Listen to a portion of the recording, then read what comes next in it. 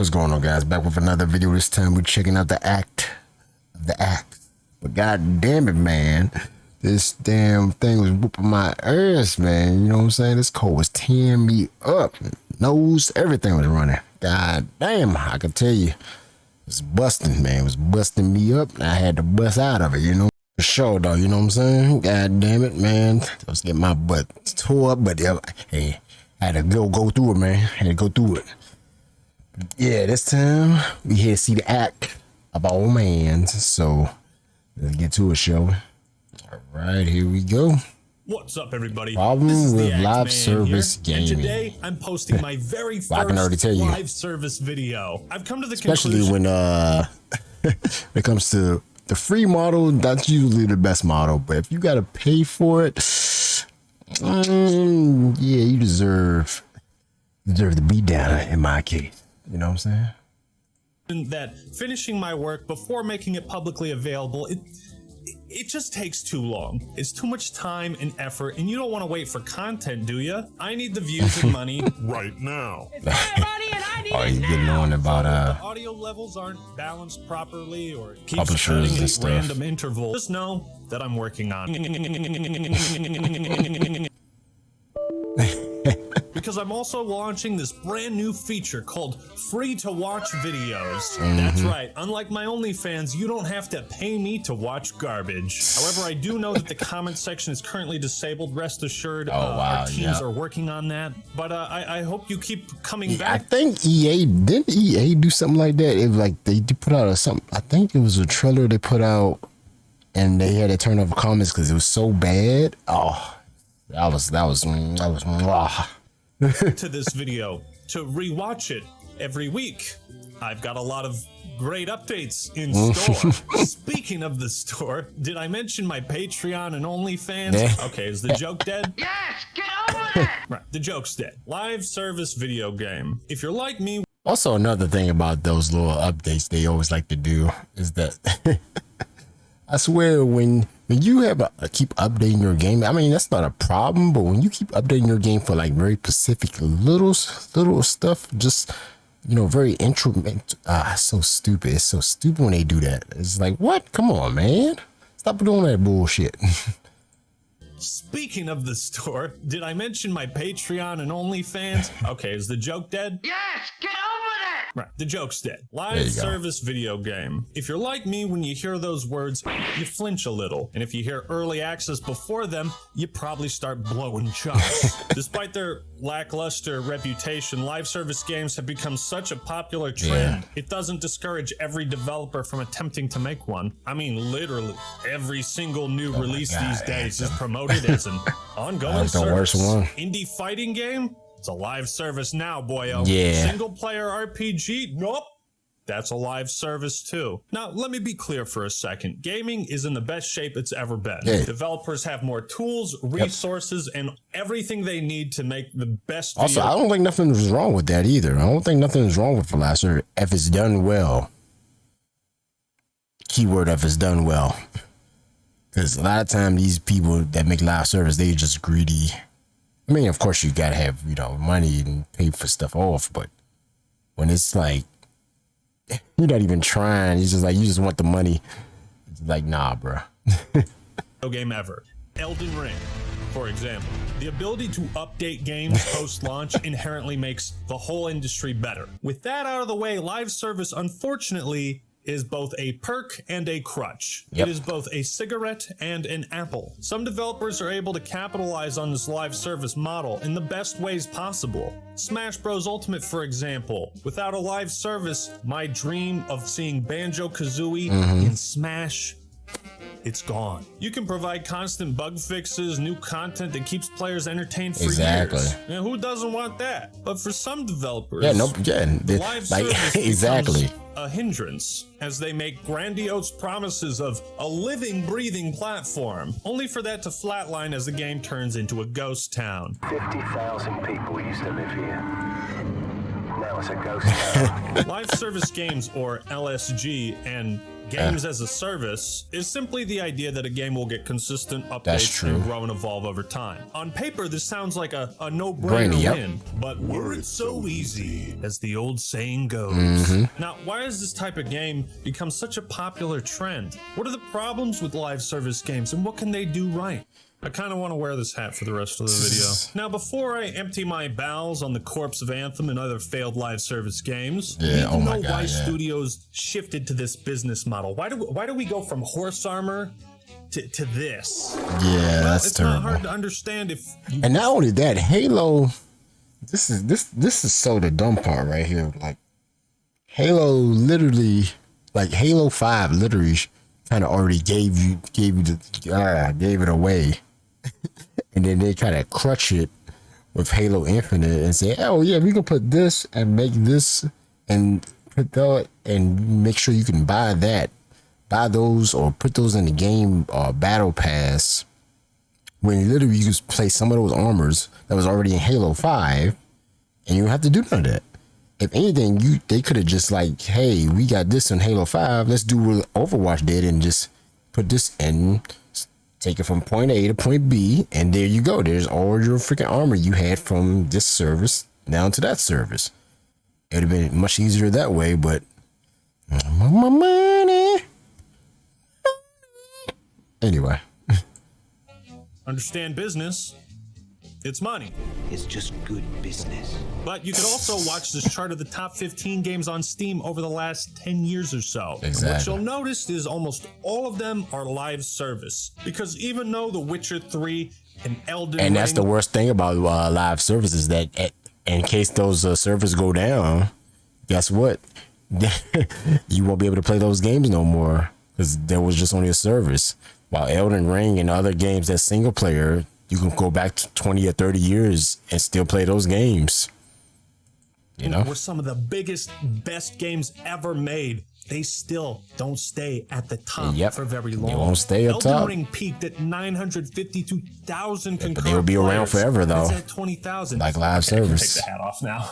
I mean, from 2012 to 2018, EA saw their company's value go from $4 billion to $33 billion. Activision Blizzard, $20 billion to $60 billion in the same time period. Both companies largely attributed this to their games as a service business model. LSGs have been around since the 90s with EverQuest. My first experience was in the early 2000s with World of Warcraft and everyone's favorite dating app, RuneScape. These MMORPGs with huge worlds and active player bases needed this kind of constant live support so that gamers would continue wasting their real lives building their virtual ones. Want to learn something new today, do ya? I'll learn you something. In 2003, on the original Xbox, the game Unreal Championship made history by becoming the first console game ever. Post-launch update. According to one of the devs, work on this patch began roughly 3 to 4 weeks after the game shipped, and the decision to ship it came after reviewing the forums and hearing the feedback from fans about exploits that started to pop up. It's important to note that the idea of post-launch support, at least on consoles, began as a way to address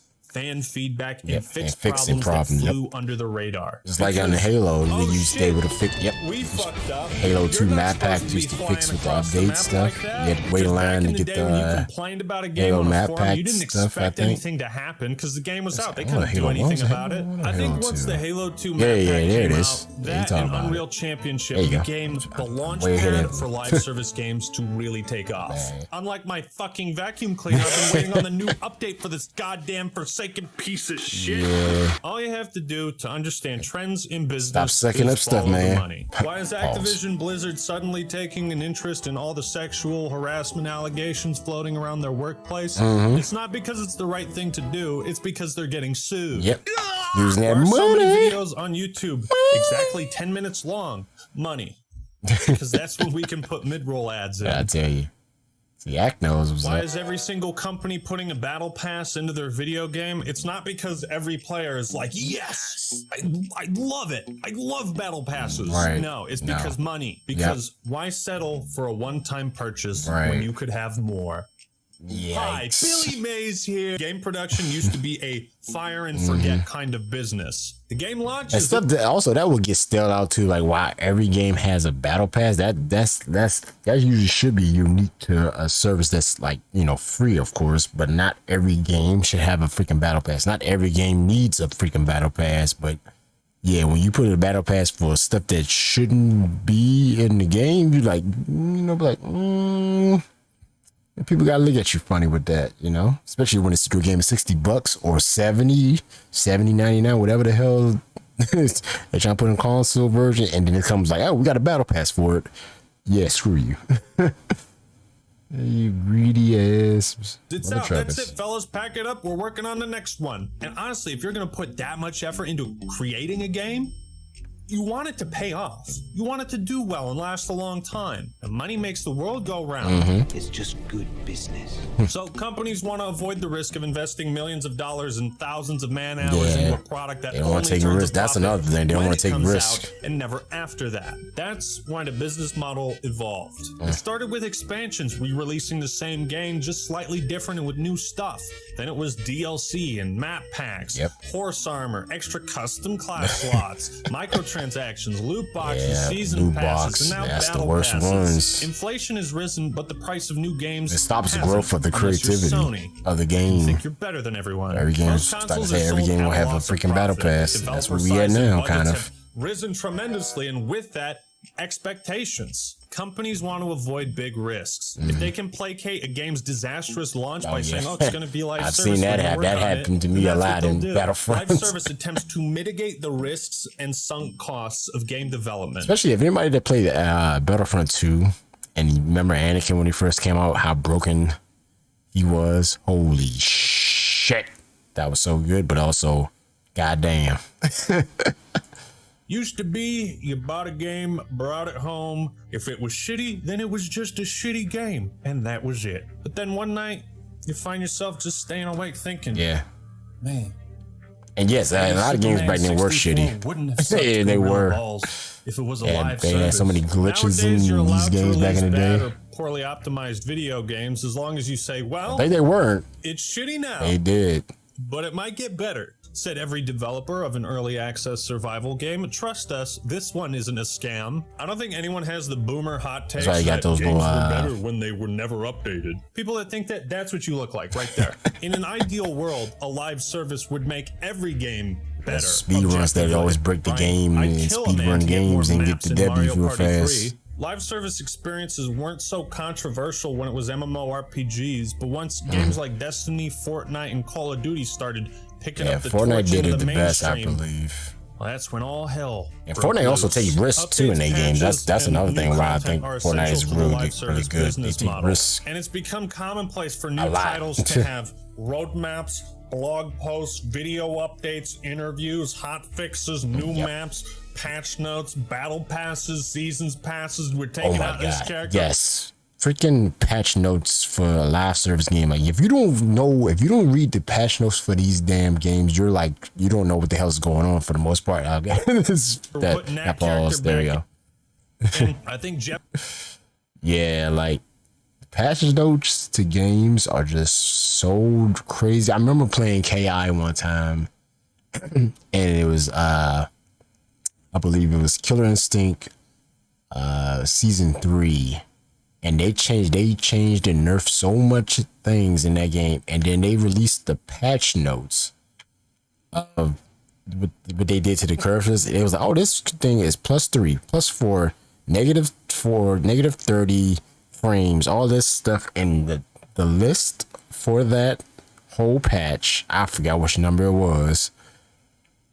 Because they changed so much stuff for all characters. And they reduced one of my favorite characters was Rash.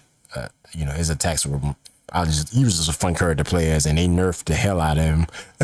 But all the patches to all the other characters was just a big list. It literally looked like a damn feed from Twitter or something. It was just so goddamn long. Like, okay, when does this end? Nope, still going. Nope, still freaking going. I don't believe it. It's still going. And it was just a long list. It just kept going to the smallest. It's terrible. But yeah, if you don't keep up with those stuff, it's just like, what the fuck? Kaplan showed his ass hair on camera at once, saying it was going to be in Overwatch 2. And it's like, is the game finished yet? Can I have the fun? Is the fun now mine? The live service the fun is not yours. Easily get muddled and confusing. The fun will never be yours. You have to look at the service in the notes to see if we fucked up your character or your gun. Of every update, and that's usually the case. It's usually they messed up your gun, they nerf your gun, they change your character's ability, they add something to buff another character. I'm pausing him at the worst time. When Halo has always had split screen campaign co-op, and then one day it doesn't. And it's like, sorry, you didn't read blog post number 503-7C. Yes, exactly. Fuck you. Exactly. By the way. On the flip side, when new seasons are coming out for an already existing game, that can generate once you missed it, you're like, what the hell is going on? Staying up to date with live service games, particularly ones you're really invested in, can especially if you miss like a month from it, and then the whole game changes. You're like, what the hell is going on? What happened to my character? Oh, my gun. What the? Why is it so weak? Feel like reading a fucking manga. Like, miss one issue, and now you have no idea why a support hero can outduel Reinhardt. Exactly. So many games and so many updates, players generally stick to like one or a few live service games at a time because there's such a big investment on the player's part, right? It's all the reward structures, the daily login bonuses, daily challenges, weekly challenges. Yeah, weekly challenges, daily challenges, all that. Taking the lead. All this vaulting of content and limited time events. Everyone's trying to get you to feel like you're missing out. Remember to rewatch this video after you finish watching it for further memes. So it's like, are you really going to stay committed to the Vanguard grind when Modern Warfare 2 is out right now? There's probably people still playing Vanguard. What are you doing? What are you doing? What are you doing? If done right, live service can be a saving grace and a guardian angel. Live service in early access means developers can release their game, gauge player interest, and make changes before putting all this fucking time and effort into a project. Because they might not be making a good game. Early access can help guide development towards the ideal finish line that the players and developers want to arrive at. The best case scenario you can hope for is to be Fortnite. A game so good at its live service, it's actually annoying. You just had to add Goku, huh? Dude, I couldn't resist at that point. Epic Games has nailed the live service model better than anyone. A game like Vermintide 2 likely would have died if Fat Shark wasn't pumping out consistent updates. I said Fortnite is like the best version of the Battle Pass, Season Pass, whatever you want to call it. A lot of benefits. Most important among them, giving developers more than one chance to make a statement.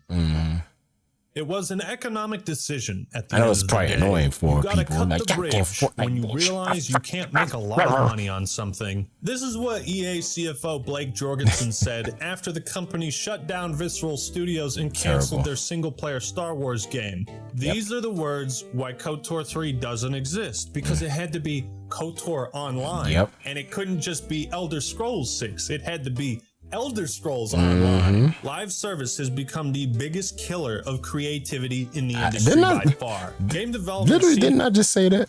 I literally said that. I said, because you don't take risk, you do everything, and you put all your little so-called risk factors in a freaking battle pass.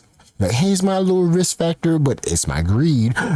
And there's no creativity in it. So they might like the season, they might not like it. You know, we just got a battle pass and see how it goes. But, you know, give me money, bitch. You know, that's what they saying. And it's terrible. And you're like, okay, why is this not in the game already? But why is it in the battle pass or season pass, whatever the hell it's called? Why is it in there for? Why you have it in there when you can just have that as DLC and and I give you money right here, or, you know, put it already in the damn game? No, we ain't gonna do that. This is a battle pass. Okay. Seems to have shifted towards being results driven as opposed to fun driven. Yep. We see this attitude time and time again, as far back And as they throw out the fun part. when guess who? EA again. For the most part, President Frank you can have Debo fun. said, I have not greenlit one game to be developed as a single player But they're doing experience. they're doing it on Today, purpose for all of sure. our games include online applications and digital services that make them live 24/7, 365. In other words, if we can't make this game a live service, then we won't make it at all. Why? Because fuck you, give me money! Exactly. You know, BioWare, yeah, the company Exactly, that I was just saying something renowned like for that. I was making like, yep. single-player That's how I do. RPGs. Give them an MMO FPS and let's see what happens.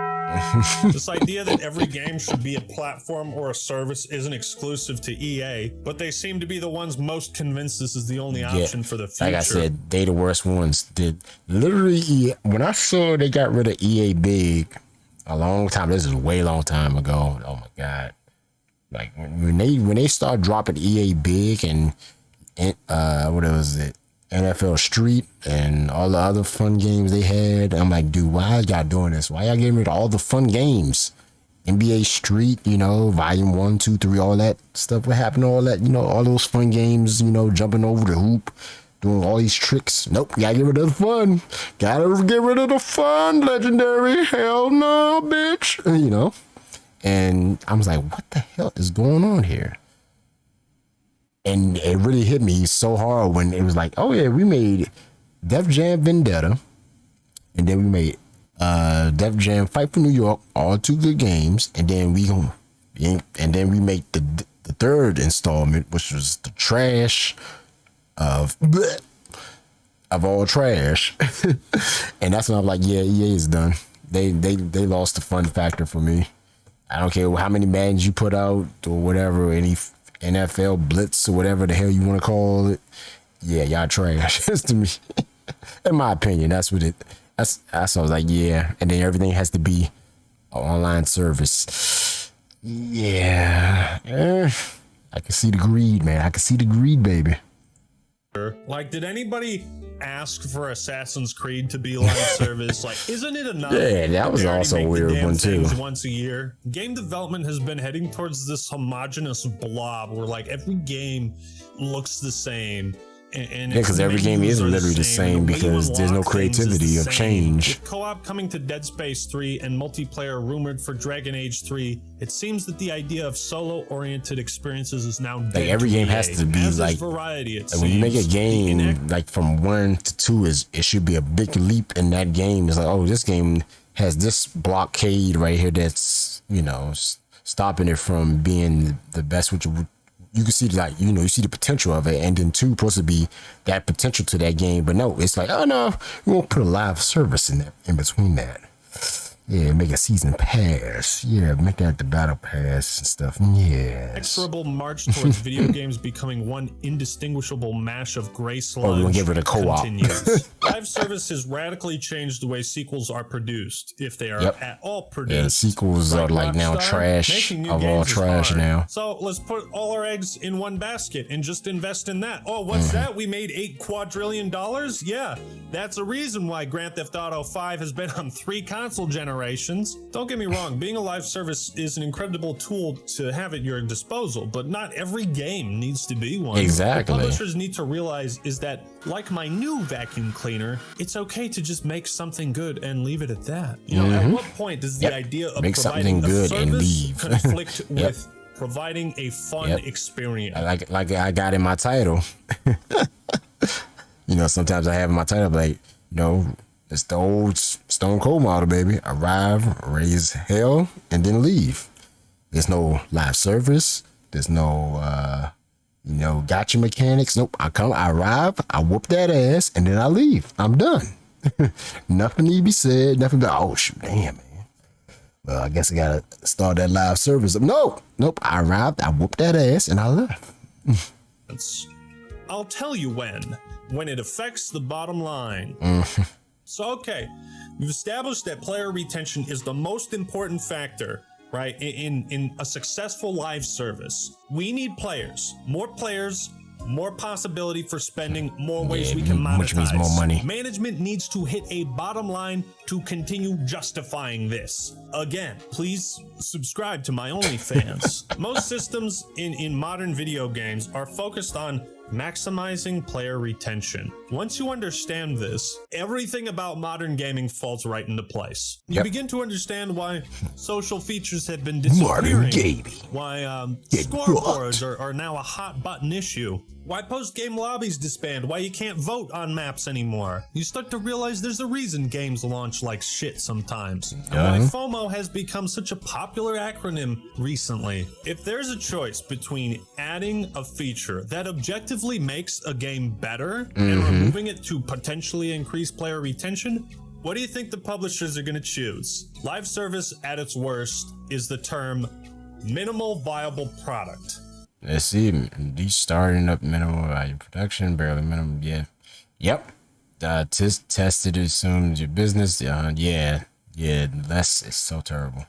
As in the bare minimum we can do without getting sued. All we have to do is put out a game that won't get us sued. Like remember all the memes people made about what is it, UFC, I think? There's so much bugs and stuff, and people jumping around like a crazy, and people putting out so many videos, and also with wrestling too, and so it was just a buggy mess. Like this idea of live service has been twisted and warped in the minds of some developers and publishers into thinking, well, if it means it increases player retention, then it's automatically a good decision. Not always. Developers like 343 might see the resounding success of Fortnite and Destiny, so they then try to copy what those games are doing without any regard for how it affects theirs. Same with all those shitty battle royales. Once one person does something really successful, then everyone starts copying them. It happens everywhere. We can't allow you to choose what color your armor is in Halo because that conflicts with the service we this was so weird to me. It's like, oh, we got a Spartan armor. Oh, and then you got like 3 or 4 versions that you can't put on a Spartan because they're epic armor, and there's normal, and then there's legendary armor. I'm like, bruh, what the hell is this? Tend to provide through carefully controlled coatings. Stupid. No, you can't just choose the color red. You need to unlock it or pay for it. Right. In a lot of examples, live service fucks with things that were already fine to begin with. When someone tells me their game is a live service, my first thought is, okay, so shit's getting cut. Instead of prioritizing a fun, rewarding progression system, companies instead bottleneck progression, monetizing it, making it as tedious as possible. Companies have fully tapped into FOMO culture of gaming, and now every major release is scientifically I feel like that's when you know your game is like trash, or you are a greedy damn publisher or whatever. When you develop, when they develop a game and the game has no color, and the results are like, oh, I gotta have, oh, I want more armor. I want to have like blue armor, and I want to have purple armor, or I want to have this and this color mixed with that color. Nope. I can't. What you mean? I can't put that with that armor? What? I can't put that on my character? No. Why I can't put that on there? Oh, because it's cost $5.99. Oh, that's a $20 armor set piece color. What? And then you're just like, oh my god, this is bad. Engineered by a group of computer nerds to be as addictive as possible. They've mathematically crafted games like Overwatch 2 to take 327 years to unlock every cosmetic. They have seasons, limited time battle passes, vaulted content. Get it now, it's in the store today, it's not coming back ever again. Open the wallet, bitch. Right, like I could obsess over the stats of my own channel, or I could continue doing Wasn't this also a thing with Diablo, I think I heard? Like the mobile game or something like that. They had like, yeah, you have to pay, I don't know, it was something, it was like, I forgot, somebody did the math. It was like something like over 10 or 20k, 200k or something to unlock everything or buy everything, something like that. Or I think is fun for me and my viewers. I want to blank the cat. I think just making good content should be the first and only goal, because everything will follow after that. When your profits are directly you need tied to hit the gameplay the number mark. of people currently playing, That best. creates pressure that is only relieved. Which is why I think Fortnite again did it best, because they hit the gameplay, you got the guns, you got the movement, and you got the speed, and you know you have that precise flow of shooting somebody, having fun, talking trash to your friends, like watching out this, get sniped over there. There's no like in between, like, oh, I'm freaking freezing, my game freezing, I'm lagging. Oh, this dude's lagging. Nope, it's just smooth. Shoot him, run over there, shoot him. Watch it. Oh, circle comes. Gotta go get in a circle, shoot this person, run over here. It's no, you ain't glitching out. You ain't having no damn person cheating over it. You might have that though, but there's nobody over cheating there a lot. So you just over here, over there, running over there. You go shooting this person over here. Oh, they got shot you in the back. You put your hide over here behind the tree. You build your little fort right there, and you shoot him. You kill him, and then you walk away. And you might clip that. Like, damn, that was a good ass clip. I clip that, and then you put it out online, and there you go. You know, there's no freaking secret in between. There's no glitches. There's no freaking idiots messing your game up. The service is not glitching out. It's not freaking breaking your game immersion into it. You know, you just shoot, point here, kill him. He doesn't like come back to life and like, oh, let's just circle around, jumping around the map like crazy. None of that. You just play the game. You have fun. You might have like maybe a hiccup here or there if the service is bad, but for the most part, like again, Fortnite, you don't get that much like that. In other games, you might. By keeping the engine moving, keep moving forward like Eren Yeager. At that point, progression systems become a vessel for retention, not an extension of good game design. In theory, forcing your audience to complete arbitrary challenges is a great way to encourage people to keep playing longer, because you can always make the challenges as arbitrary and difficult to accomplish as you want. In theory. In reality, people don't like being told how to play a video game. How about this? Let's have the most extreme example. Next they like figuring it out. They don't like being told about it. They like figuring it out for each level, and every time it gets more obnoxious. To get to level 2, all you gotta do, stick players with Semtex 15 times in a match. If you make that progression system, everyone runs around trying to stick you with Semtex, and the game fucking blows. Progression systems can dictate how people play a game, and if you mishandle that, it fucks it up. Live service also, as we all know, leads to the restriction and drip feeding of content. The live service can also make games far more complicated than they need to be, like Diablo Immortal with its 800 different in-game currencies, or a League of Legends that honestly didn't need more than 120 champions. You could have stopped there. I remember when my buddy brought over the game 7 Days to Die after it came out, and all I could think was, holy shit, dude, you just got scammed. Like, this video game is so bad, it's a scam. It was one of the most unfinished games I'd ever played, and I didn't have the heart to tell him. He was like, yeah, it's pretty bad now, but I hope they can fix it. And I sat there and I was like, homie, why the are you optimism playing that don't work? I don't care if you plan to make your game better. If it doesn't capture my interest when I play it, exactly. I'm out. I'm a human being with limited time on this planet. I'm not going to waste it eating garbage. Sure, Sea of Thieves and No Man's Sky, they might be incredible 10 out of 10 games right now, but they weren't when I played them. Yep. And I checked out. Your game sucks. I don't want it. Gamers have so little patience for failed live service experiments these days. Why you need to wait? Are already up and running. With if your game was already trashed when it first started, Destiny you know? had so many updates, they had to remove content because the game was so big. Which brings me to my next point, competition.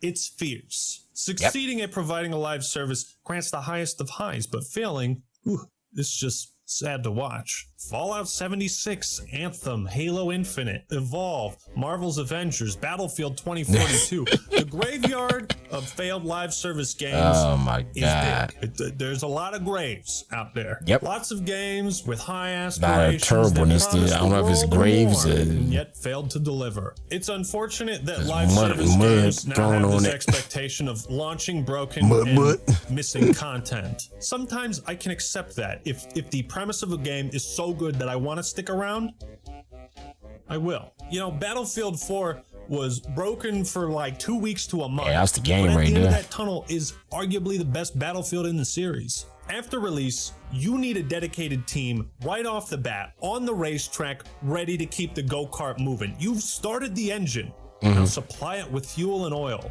Call of Duty, despite all of its problems and everything I bitch about, has always been really good with updates and bug fixes. You know, Vanguard might blow ass, but they added a pause feature before 2042 gave us a scoreboard. What the fuck is this piece of shit? Look at Overwatch 2. Blizzard has already had to disable 3 different heroes because of glitches. Like, I'm sorry, weren't you just re-releasing the game you had before? You can't let that happen in a game where heroes are balanced a certain way and how they fight each other. A live service should never be, we launched the game, now stay tuned for when it's playable. Because the store is always fully intact, no issues whatsoever. Live service has become the excuse developers use when they say fuck it and turn in their essay and there's 3 sentences written. Oh my it's God. why so many games are allowed to release unpolished, incomplete, and downright busted. And notice I said the word allowed because That's Battlefield people have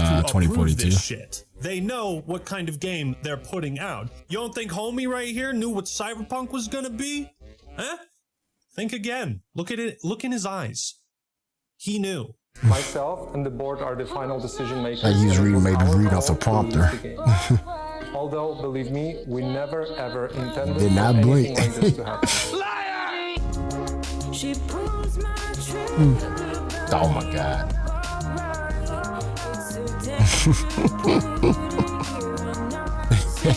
Like I said, back in the day, oh, you made a shit game? Sucks to suck. Time to move on. You can't do nothing. Now we need to make a new At game. least like No Man's Skies and CD Projekt, they stick with the game and to make the game better. That's all I can say with that. EA was like, nope, we're done. Screw it, we fucked up, and you say it's fucked up, so we're gonna just leave it at that and go about our business. She like, yep, like, hey, yo, fix your shit, bro. I might like it. Nah, that's Mr. Turd, baby. We just wanted y'all money to begin with, dumbasses. Yep. Game that's not a dumpster fire. That was the pressure back in the day. You have one shot. Wasn't always the best, but, you know, gave us Halo 2. Without the luxury of fixing it later, developers were forced to make games great on day one or not at all. You had to make If it you great can't on hit the day ground one. Yep. running, if you keep overpromising and delaying features and putting out irrelevant roadmaps, then you fall dead in the water. A victim of countless other live service games doing what goodness, you're it's so trying to do, true. but better. Then gamers also have to think, wait a minute, should I even invest my time grinding the progression system or getting a rank when I have no idea if they're gonna pull the plug on this in a year or two? Every time I wake up, I'm thankful I didn't play Anthem. And if you're You know? really shady as a company, you can use the live service to test egregious monetization. And then change it quickly if you get backlash. Yep. Call of Duty's not gonna. They're not gonna release. That was a anime lot of that was a skins big just yet. backlash too for that. But they will, because they always do. Live service is often an excuse to give players less than they had before. Halo fans should not have to wait over a year to host custom games with their friends. Call of Duty fans should not have to wait for a competent And that's user. the worst thing for Halo to ever do. I swear, that's literally the worst thing you could do. You remove co-op, or you take the game out and you publish it, and you have no co-op in your story. Halo always had co-op from Halo even 1, and that feature is not in other Halos. What in your recent Halo? What the hell are you doing? It's just like, what in the hell are you doing? Interface. Battlefield fans should not be forced to wait for an actual Battlefield title when DICE fucks it up. Overwatch fans DICE is shouldn't have a to shell of wait itself. 50 weeks just That's to not get DICE, I one don't think. legendary skin. It's got If the name games and don't title. succeed to expectations, Only. the budget gets smaller. Members of the team move on to other projects. Promised features get pushed back, eventually cut, and all the people who held out hope for the game lose faith, and the well dries up. When a game turns into a live service, it can blur the line between when it's complete or still a work in progress. At what point should a developer stop updating and meddling with their own creation? League of Legends was once my most played game, but now, so many of the champions I used to love playing have been completely reworked. For better or worse, I can never play the old Galio I used to love. That's another thing. He said the thing what I was talking about. I mean, sometimes live service will mess up your gun or your character specifically to make you stop playing that game or stop playing that character, and it will lose its what fun factor, because guess what? It's a live service, and we gonna keep changing and rotating and change and change and changing. When you come back, if you come back to your live service game, your character might be weak as hell, and then you have to maybe go into a new character, which a lot of people would never want to do because they like that specific character, and then your game just goes to shit. I bought for them. I didn't know they were gonna change the hero. You know what I mean? Now that skin isn't worth anything to me. Yep. Game Pass, Xbox Live, PlayStation Plus, Nintendo Online. Gaming as a service isn't going anywhere because it makes the most money that way. Yep. So while there are a lot of benefits to live service, loses most games aren't creativity, able to capitalize and on you'll them. get Instead, mimic they of the fall same into all game too over and common over, pitfalls just of different getting too ambitious, IP releasing versions the of game it. broken, having egregious microtransactions, same game, and though. anti-fun design. Because if the game sucks and everyone stops playing, then who's the live service for? So thank you all for watching. Hope you enjoyed the video. Well, there Leave you a like go. if you did, and subscribe to the Act.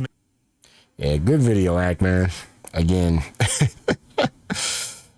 this right here, like, yeah, this right here is why these people do these live service games right here in a nutshell. They see numbers like this. They see numbers like this, and that's why they want to do live service, because the game can like make maybe, I don't know, 8 million off the break if it's really good and then people like enjoy it. But hey, live service, that 8 million turns to 8 billion, 100 or something like that, 10 billion. Yeah, you good to go now.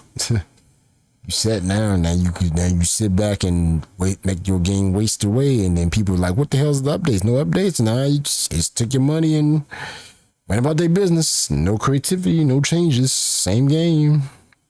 It's bugs there? Nope, screw it. Your bugs are trash. Oh well, play the game all you want. Keep buying our stuff. All right, we got 10 billion now. Oh, we got another 10 billion. Up there you go, 10 billion. 10 billion again. Oh, that's good. Now we good to go for the year. And your game is stuck in fucking limbo.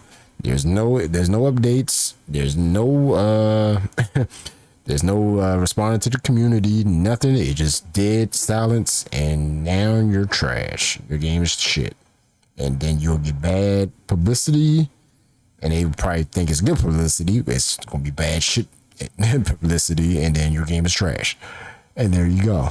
But anyways, that's live service. I mean, he hit everything I thought he would hit, which is good. So yeah, good stuff, Act. Good stuff, and I enjoyed that. Anyways, it's been fun. Like that video. Follow Act Man, Voodoo, and I'll see you next time. Legendary out.